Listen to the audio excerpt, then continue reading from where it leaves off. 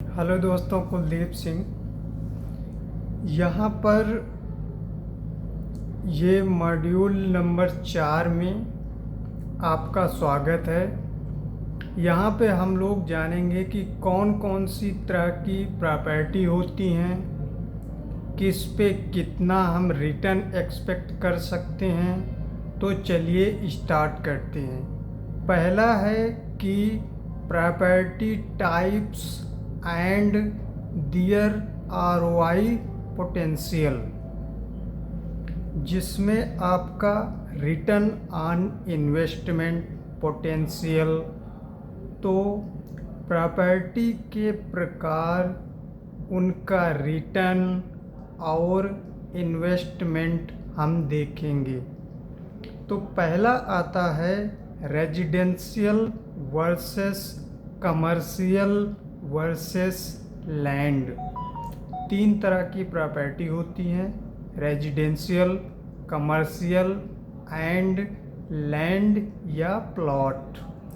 आप जो बोलते हो इसी में अब कमर्शियल में इंडस्ट्रियल आ जाएगा, ऑफिस स्पेस आ जाएगा, शॉप आ जाएंगे। बहुत रेजिडेंशियल में जो बीएचके है होते हैं, 1 BHK, 2 BHK, 3 BHK, villa, row house, bungalow, penthouse, ये सारा जो रेजिडेंशियल का आ जाएगा। तो कौन सा ज़्यादा तीनों में सही रहेगा, चलिए हम उनके डिटेल में समझते हैं। रियल एस्टेट में मेन 3 कैटेगरीज होती हैं। रेजिडेंशियल प्रॉपर्टी हो गए, फ्लैट्स हो गए, अपार्टमेंट हो गए, बंगलो हो गए, विला हो गए, पेंट हाउस हो गए, जो रहने के लिए वह रेजिडेंशियल हाई रेंटल डिमांड रहता है। इनका ज़्यादा, क्योंकि ज़्यादा लोग हैं, शिफ्ट होते हैं, तो उनको मैनेज होता है, मैनेज करना इजी होता है, कोई ज़्यादा दिक्कत नहीं आती है, उसमें सिंपल है। घर बना दिया, light, fan, kitchen, curtain rod लगा दिए, या सेमी फर्निश करना है, थोड़े से वार्डरोब बना दिए, और फुल्ली फर्निश, इस तरह से 2-3 प्रकार के रहते हैं। तो ये मैनेज करना इजी रहता है। बट कमर्शियल में उनको अलग अलग उनके वार्म सेल, बेयर सेल क्या चाहिए, कितने प्लेटफॉर्म बनाने हैं, उनकी अलग अलग रिक्वायरमेंट आती है। तो ज़्यादा रेजिडेंशियल इजी रहता है, जल्दी आपको टेनेंट भी इमीडिएटली मिल जाते हैं, बहुत दिन तक खाली नहीं रहता। ठीक है, आइडियल फॉर बिगिनर्स, जो शुरुआत में, क्योंकि हम लोग ना भी कहीं ना कहीं घर में रहे हैं, कभी ना कभी हमने किराए पे लिया है, तो हमको ऑलरेडी उनके बारे में काफ़ी कुछ आइडिया है। कमर्शियल है, थोड़ा सा समझ के लेना पड़ता है। तो शुरुआती लोगों के लिए रेजिडेंशियल अच्छा है, best for passive income seeker. ठीक है, पहली चीज़ residential is best for passive income seekers. Second है कमर्शियल प्रॉपर्टी, ज़्यादा रिटर्न, इसके ज़्यादा रिटर्न हैं। ठीक है, इससे आता क्या है, शॉप्स, ऑफिस, गोडाउन, है ना, वेयर हाउस वगैरह, सब जो बड़े बड़े जो कमर्शियल यूज होते हैं, जिनका इनके हायर रेंटल यील्ड है, 8 से 12% तक आपको रिटर्न देते हैं। ये एक अच्छी बात है। लॉन्ग टर्म टेनेंट रहते हैं, क्योंकि कोई मान लो बैंक को दे दिया, तो ऐसे नहीं है कि 11 महीने 6 महीने में पता लगा हमेशा के लिए बैंक है, आपको रेंट दे रही है, दे रही है ना। ऐसे इंस्टीट्यूशनल को दे दिया तो वो हैं। फिर एक बात दे दिया सॉलिड इनकम है, कोई कहीं कोई टेंशन नहीं है। पर सही मतलब ज़्यादा बहुत सारे बिजनेस आजकल आपको पता है, राम गया राम खाली बोर्ड बदलते रहते हैं उनके। तो आपको अच्छे लोगों को देना है, नहीं तो बड़ी दिक्कत भी आती है। इसको थोड़ा सा मैनेज करने में, या ऐसे को देना है जो कोई बड़े ब्रांड हैं, जो फ्रेंचाइज हैं स्पेशली। अदरवाइज बहुत फिर वो टाइम पे रेंट नहीं आता, उनको फॉलो अप करो, ये फिर से खाली होगा, फिर इतने दिन रहेगा। क्योंकि एक जो आए थे उनके हिसाब से हमने सब कुछ किया ऑफिस, अब यह उसका काम नहीं धंधा चल रहा, फिर वह बैठ गया। तो पहले थोड़ा सा प्रोफाइल चेक कर लो, उसकी कंपनी के बारे में जान लो, है ना। लॉन्ग टर्म टेनेंट मिलते हैं जैसे बताया था, पर इनिशियल इन्वेस्टमेंट और रिस्क भी ज़्यादा है। कमर्शियल प्रॉपर्टी के रेट भी ज़्यादा रहते हैं, महंगी मिलती है और थोड़ा सा रिस्क रहता है। तो इमीडिएटली रेंट पे नहीं जाएगी। स्पेशली बड़े ब्रांड फ्लोर ले लिया, मतलब कहने का कि बड़ा फ्लोर प्लेट ले लिया आपने जहाँ पे 100 लोग बैठे हैं, तो वैसी कंपनी भी तो चाहिए। क्या रोज़ वो आती नहीं है कंपनी, तो थोड़ा सा कभी कभी टाइम भी लग जाता है, फिर आदमी को टेंशन आता है। इतनी बड़ी प्रॉपर्टी है, हम एक्सपेक्ट कर रहे थे हर महीने 5 लाख रेंट आएगा, बट 8 महीने नहीं गया तो लॉस हो रहा है ना आपका। तो वो एक ध्यान में रखना है।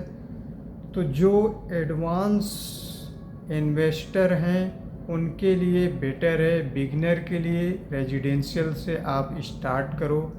बट अगर आप इसमें चैम्पियन बन गए हो, रेजिडेंशियल में आपकी हो गई हैं 3-4 प्रॉपर्टी और रेंट दे रही हैं, तो अब उस सबसे बढ़िया है थोड़ा आप और रिस्क ले सकते हो, मजबूत हो, पैसे वैसे की कोई दिक्कत नहीं है, तो आप पोर्टफोलियो में कमर्शियल प्रॉपर्टी भी ऐड कर सकते हो, तो बैलेंस हो जाएगा।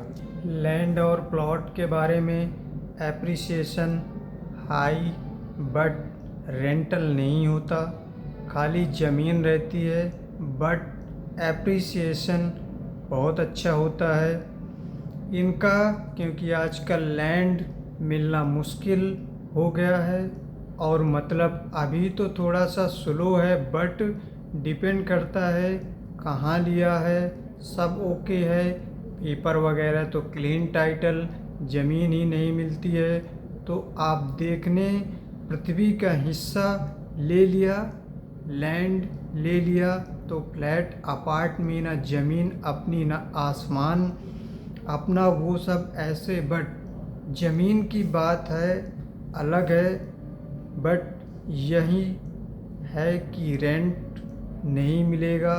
लॉन्ग टर्म इन्वेस्टमेंट के लिए वो बहुत अच्छा है ना। पैसे थे आप अपने, क्योंकि उनको डाल दिए, पड़ा रहा तो अच्छा रिटर्न देगा, प्राइस बढ़ जाएंगी। तो डेवलपमेंट और लोकेशन पे बहुत डिपेंड करता है। आसपास अगर डेवलपमेंट हो गई एकदम से प्राइस बहुत बढ़ जाएंगे। जैसे हमारे जानने वालों में कुछ टाइम पहले उन्होंने जो है एक सस्ते में मिल गई थी, तो उन्होंने उसको ले लिया था 10 लाख करके, ऐसे कुछ काफ़ी टाइम की बात है। तो 2 साल बाद उनका जो है वो लगभग डबल के ऐसे कुछ हो गया था, क्योंकि ऐसा उनका फिर वो आर जोन में आ गया, वहाँ पे परमिशन वगैरह सब मिल गई, फिर बनने के लिए नहीं तो एकदम से प्राइस बढ़ गए, आसपास बिल्डिंग वगैरह आ गए और वो बहुत जल्दी कर गए। एक्चुअल में अगर रहते हैं अगर एक्चुअल में जो बाई किए थे वो अगर आज भी वो रखते ना तो वो 10-15 लाख, 50 भी नहीं तो 70 से 80 लाख का बड़ा पछतावा होता है कि थोड़ा जल्दी ही बेच दिए। काश उन्होंने वो रखा होता तो उनमें यही ये 2 साइड रोड का कॉर्नर प्लॉट था। ऐसी चीज़ों की वैल्यू बढ़ती है, उसमें रेंट नहीं दे रहे, वहीं पे उन पे प्रेशर बिल्ड हो जाता है, तो इस वजह से थोड़ा घाई कर गए। और तब यह भी नहीं था कि आर जोन कब बनेगा, क्या होगा। ऐसा है थोड़ा सा एयरपोर्ट के नज़दीक था, पर बाद में सब परमिशन हाई राइज बिल्डिंग वगैरह आ गई। तो अभी होती अगर उनकी प्रॉपर्टी तो कम से कम 5 करोड़ की प्रॉपर्टी थी। ऐसे होता है लैंड में, पैसिव इनकम का ऑप्शन नहीं, unless lease for farming commercial use, उससे कोई इनकम नहीं आता। कोई कमर्शियल ऐसे ही जब तक कोई नहीं ले लेता, किसी वो भी मेन रोड टच है, ज़मीन है तो अपनी दुकान लगा के लेते हैं ऐसे, अदरवाइज उसके कोई रेंटल नहीं आता। कोई फार्मिंग के लिए अगर मतलब ऐसे गांव में ज़मीन ले लिया, खेती कर रहे हैं तो बहुत कम मिलता है। पैसे तो वो हैं पर जितना ना बराबर है, पर लॉन्ग टर्म में प्राइस बढ़ेगा, वही सबसे बड़ा फ़ायदा रहता है। तो अगर आपको वेल्थ ब्रीडिंग के लिए हाँ, तो ये जो प्लॉट जो हैं इनकम के लिए नहीं है, पर एक वेल्थ आपका एक एसेट बना रहा ना, प्रॉपर्टी में ऐड हो रहा है। तो अभी तक हमने जो बात किया वो 4.1 मॉड्यूल के बारे में थे। अब हम आगे बात करेंगे 4.2 मॉड्यूल के बारे में, जिसमें आपका आएगा single family versus multi family homes. इसमें आपका आएगा single family versus multi family homes. Single family homes एक घर में एक फैमिली रहती है, वैसे है तो उसका मेंटेनेंस इजी है, वैकेंसी मतलब खाली रह सकता है काफ़ी, क्योंकि एक ही गया तो वह खाली रहेगा, रेंट एक जगह से ही आता है। वहीं पे मल्टी फैमिली में आपको यह फ़ायदा होता है कि एक बिल्डिंग रहती है, उसमें मल्टीपल टेनेंट रहते हैं, है ना, तो उसके अंदर एक कोई खाली करके गया तो दूसरे से रेंट आ रहा है, तो आपका एकदम से जीरो नहीं होता। एक टेनेंट गया, दूसरा टेनेंट दे रहा होता है, मल्टीपल रेंट के सोर्सेस होते हैं, थोड़ा ज़्यादा मैनेज करना पड़ता है, यह रहा जा रहा सब संभालना पड़ता है। या तो केयर टेकर वहाँ पे रख के लोग नॉर्मली काम करते हैं, मतलब काइंड ऑफ वो बोलते हैं ना, सर्विस अपार्टमेंट बना दिया। कभी कभी वो फूड वगैरह भी सर्व करते हैं सिटी में, क्योंकि कम पैसे में जो जाते हैं वर्किंग बैचलर्स फ्रेशर्स, उनको नहीं मिलती जगह, तो एक बना दिया छोटे छोटे ज़मीन लेके, उससे फिर हर महीने रेंट आ रहा है, और कोई मैनेज करना चाहता है तो पूरा वो दे देता है। एंड देन सामने वाला सब लीज करते रहता है, सब मैनेज करता रहता है, तो वो भी एक तरीका है जहाँ से आप पैसिव इनकम कमा सकते हो। शहरों में तो बहुत ज़्यादा ऐसे करते हैं लोग, है ना, जो होटल वगैरह में नहीं रुकना चाहते तो उनके लिए रहता है। बट ये कोशिश करो कि जो है लीगल होना चाहिए, नहीं तो लोग 1500 स्क्वायर फीट ऐसे डब्बे डब्बे बना देते हैं, पर वो इलीगल है। आज नहीं तो कल प्रॉब्लम दे सकता है। वैसे कमाई तो ज़्यादा हो रही है वहाँ पर, तो जो करो build it once, build it right, तभी आप पैसिव इनकम का सोच सकते हो। धीरे धीरे गवर्नमेंट स्ट्रिक्ट होती जा रही है। ओके, तो पैसिव इनकम के लिए क्या है, मल्टी फैमिली ज़्यादा स्टेबल होता है। लेसन 4.3 में vacational rental versus long term rental क्या ठीक रहेगा। वेकेजनल रेंटल कैसे होता है, एयरबीएनबी स्टाइल का, मतलब कहने का कि जैसे हम लोग ट्रेवल वगैरह घूमने जाते हैं ना, उस टाइप के। हाई डेली रेंट है, पर डे के हिसाब से चलता है। 2-3 दिन के लिए जो आते हैं एयरबीएनबी पे लेते हैं, तो ये क्यों होता है कि जैसे 5 स्टार होटल्स में रुकेगा, ये स्पेशली एयरपोर्ट के पास या जहाँ पे लोग आते हैं काम करते हैं, पर डे होटल में 5000 देना है मान लो, तो यहाँ 2000 में 1000 में जा सकते हैं। तो वैसा उनको तो क्या, एक बार फ्रेश होना है, रहना है, काम करना है, बाद में फ़्लाइट से निकल जाना है। तो ये सिस्टम काफ़ी अच्छा काम करता है। जो महीने का फिक्स है उससे ज़्यादा यह रिटर्न आप दे देता है। एक केयर टेकर रख दिया, 4 BHK है, चारों रूम को आप दे रहे हो, लोग आ रहे हैं, ऑनलाइन बुकिंग कर रहे हैं, सारा सिस्टम बता दिया, एयरबीएनबी का सारा देख लेता है। आपको कस्टमर भेजना उनका काम है, या जो सिस्टम जहाँ पे टूरिस्ट वगैरह आते हैं, गोवा हो गया, जहाँ भी टूरिस्ट प्लेसेस हैं वहाँ भी एयरबीएनबी का अच्छा रहता है। आजकल लोग बहुत होम स्टे वगैरह प्रेफर करते हैं, उनका एक अलग ही मज़ा रहता है। इंडिपेंडेंट रहना, ज़्यादा होटल टाइप का एकदम फॉर्मल नहीं चाहिए, तो वो भी एक है। ज़्यादा मैनेजमेंट रहता है उसमें, है ना, क्योंकि सर साफ सफाई, एक गया सब देखा, चेक करना, कुछ टूट फूट यह वो तो नहीं है, फिर देना। टूरिस्ट सिटीज़ में वर्क करता है ज़्यादातर, जहाँ पर टूरिस्ट सिटीज़ हैं उनके लिए ज़्यादा बेटर होता है।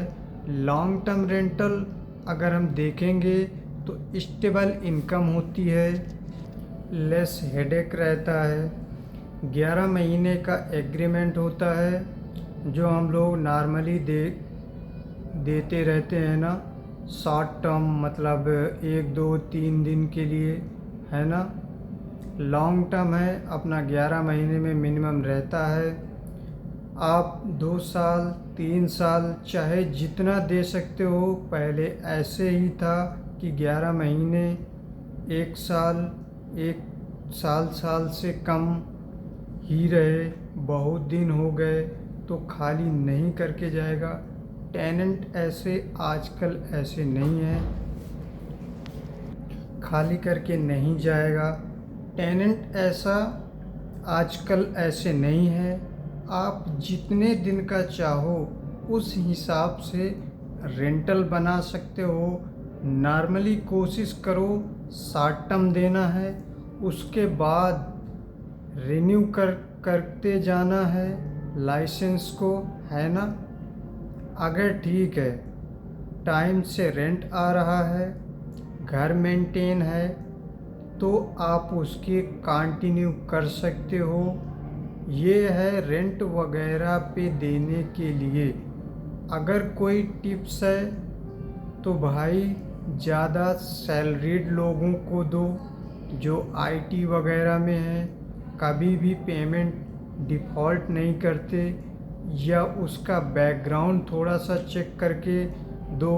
ऐसे नहीं कि ज़्यादा रेंट दे रहा है पर क्या है, कुछ वहाँ जितना बोला उतने लोग रह रहे हैं, कुछ और तो नहीं कर रहे।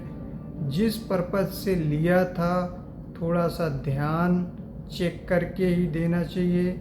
आपकी प्रॉपर्टी है, पैसिव इनकम चाहिए विद मिनिमम टेंशन, तो long term rental is better. एक बार दे दिया, भूल गए, 2-3 साल वो ज़्यादा अच्छा रहेगा। रोज़ रोज़ वाले में आपको दिमाग लगाना पड़ता है, ठीक है। तो REITs REITs and real estate crowdfunding, ये भी एक प्रकार है। अगर आप प्रॉपर्टी नहीं खरीदना चाहते या बजट कम है तो ये 2 ऑप्शन ट्राई कर सकते हो।